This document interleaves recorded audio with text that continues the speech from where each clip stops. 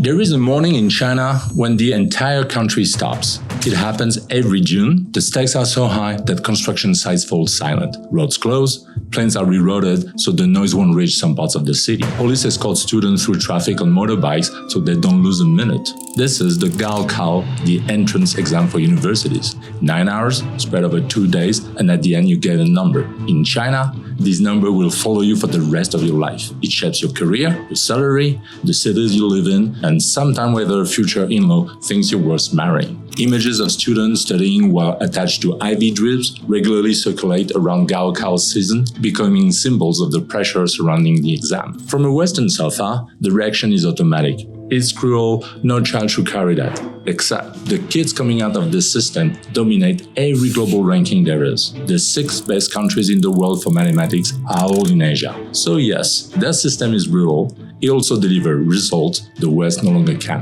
Which leaves one question, and it's not a comfortable one. What if Asia were right? In this video, I want to go past the outrage. I'll tell you how this system works, whether it delivers on its promise, and what happens to these students 20 years later once the exams are over. I've spent 26 years doing businesses across Asia, which means a lot of what I'm about to show you I've seen with my own eyes. That's what this channel is about, the inside view on Asia. If that's useful to you, hit subscribe. If you want to see the system stripped to its purest form, you go to a place like Hengshui.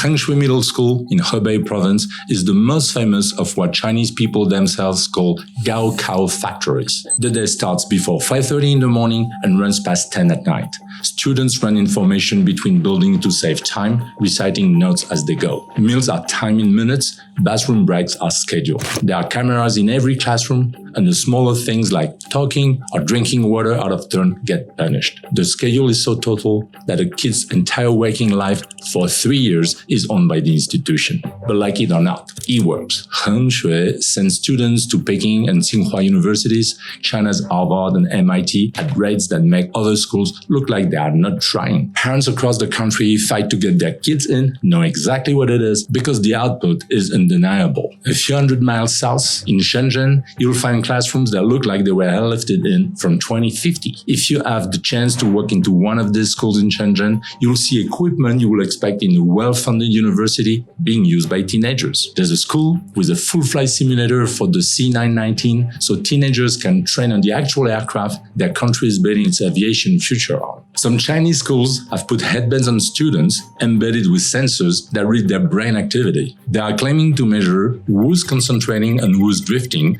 then sending that data to the teacher and the parents in real time. Chinese argument isn't stupid. Where exactly is the line between a school that pays close attention and a school that watches everything? I don't know. What I know is China spends a significant percentage of its GDP on education, and a lot of that goes exactly into this kind of hardware. And it goes to rural areas too, not just the rich coastal cities. So the picture you're left holding is contradictory and true at the same time. Brutal discipline on one hand, serious investment in the future on the other. Both real, both the system.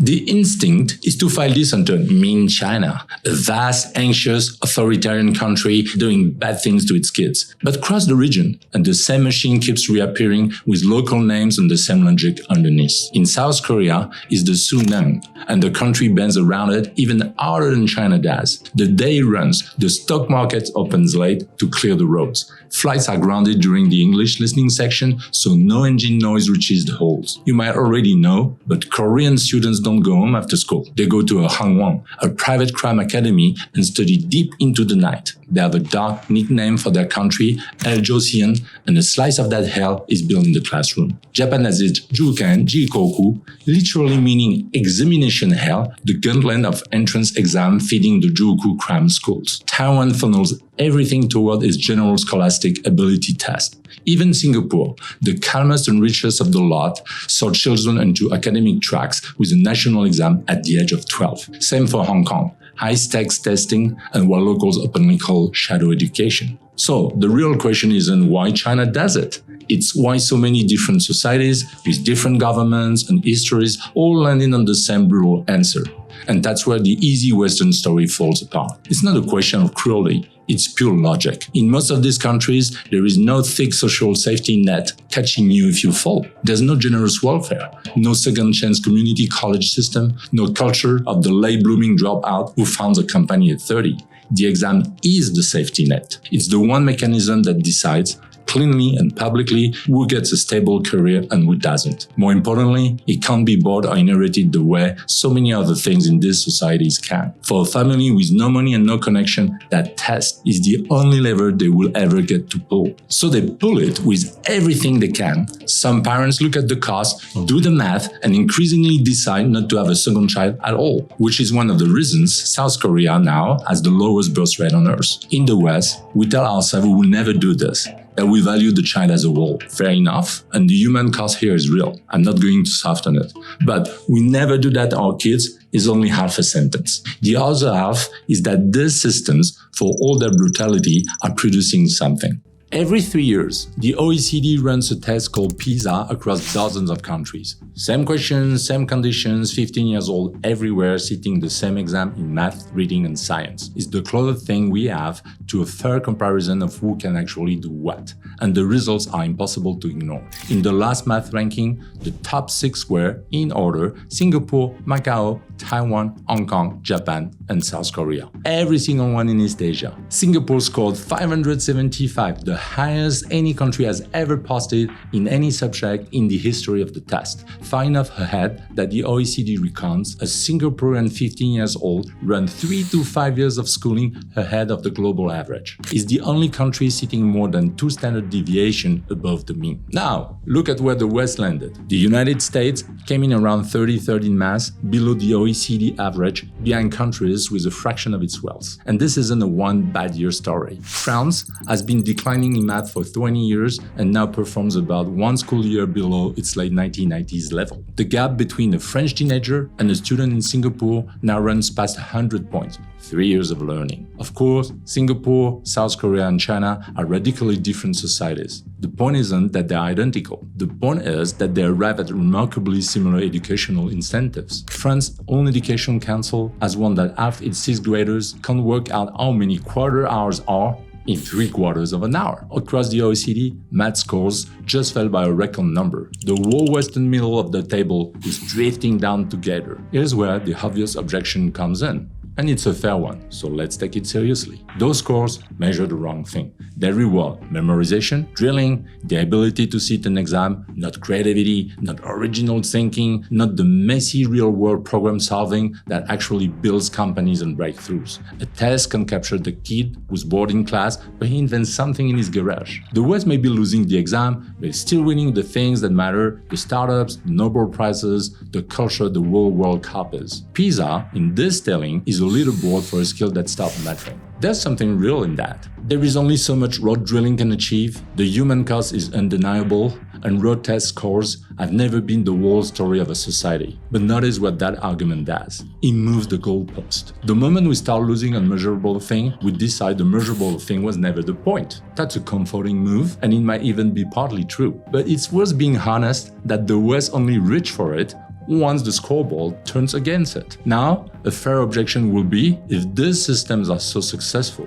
why did generation of top Asian students still leave for Harvard, Oxford and Stanford? For 40 years, the deal was simple. Asia's brightest students finished those brutal exams and then came to universities in the West because a Western degree was the final, non-negotiable stamp on a world-class education. The talent flowed one direction toward the West and we got used to it. We assumed it was permanent. Truth is, it wasn't. The flow is starting to reverse. This is the world I work in. At Statrys, we'll help international businesses operate across Asia, and I can feel this gravity shift in the day-to-day. What these students are doing, betting on the region instead of living it, is the same bet I see Western entrepreneurs starting to make. In 2019, about 703,000 Chinese students were studying abroad. By 2025, that had dropped to 570,000, a fall of 20% back to where it was nearly a decade earlier. Enrollment, specifically in American degree programs, has fallen close to 30% since 2020, 5 straight years of decline. And the symboling blow landed this year. For the first time since 2015, the United States dropped out of the top 2 destinations for Chinese students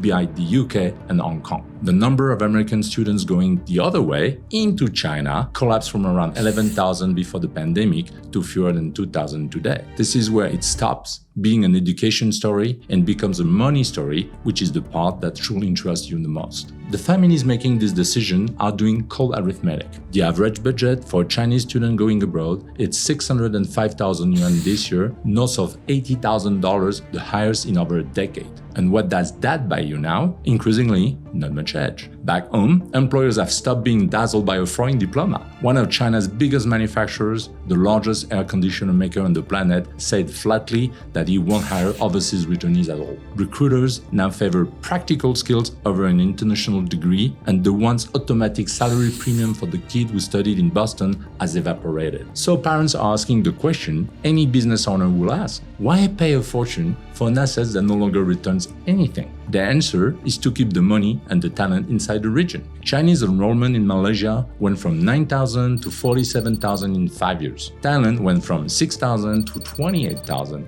Hong Kong, Singapore, Japan, all climbing. Half of Singapore's international students are now Chinese. And the universities they're choosing instead aren't second-rate consolation prizes anymore. Hong Kong's institutions and several on the mainland have been climbing the global rankings fast, and China is actively building joint programs with foreign universities on its own soil. The world center of gravity of global education is sliding east. A generation of the most intensively trained young people on earth is now staying home, building their careers in their own countries, in companies and labs and governments that are themselves rising. For 40 years, the West didn't just sell Asia degrees, it absorbed its talent. A large part of those students used to stay, and they staffed our tech firms, our hospitals, our research labs. That pipeline is narrowing. The tough exam culture is producing a tidal wave of capability, and for the first time in living memory, that wave is breaking at home instead of flowing to the West. So, is Asia going too far, or did the West give up? I won't pretend it's one or the other because it's not that simple. Everything in this video is true at the same time. The pressure is real and it breaks people,